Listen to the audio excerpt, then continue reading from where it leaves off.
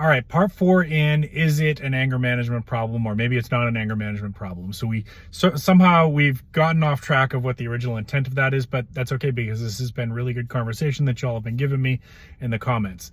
Narcissistic personality disorder and antisocial personality disorder are different from, say, somebody who's just got an anger management issue, which in case of men is sometimes a depression issue.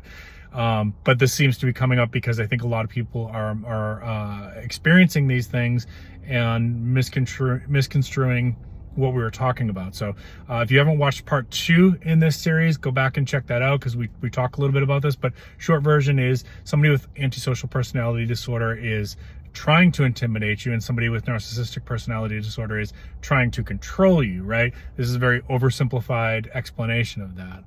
Can they change? That's a really challenging question to answer, and I can only speak in generalizations.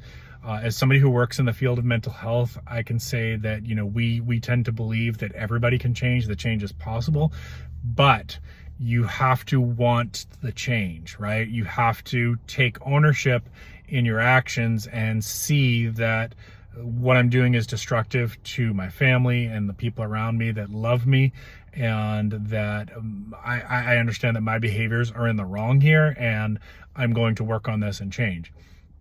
It can be really hard to distinguish when somebody is genuinely wanting to change versus when they're saying they want to change to manipulate somebody so that they'll stay in the relationship longer. I wish I had an easy answer for that.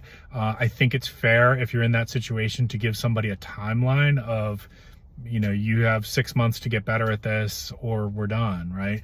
Because if they're not showing some progress, I'm not saying it's going to be perfect, right? Like when we try to change behaviors, people are going to slip up. And if you're prone to anger, it's not going to be perfect for a while. There's going to be a lot of ups and downs and bumps in the road. But if they're trying to change, you should see genuine progress, not just the promise of progress. Okay. I hope that makes sense. Drop some comments and questions down below. Let me know if that didn't make sense to you, and I'll try to explain it in a different way. Okay. Keep taking care of your mental health. Your mental health matters.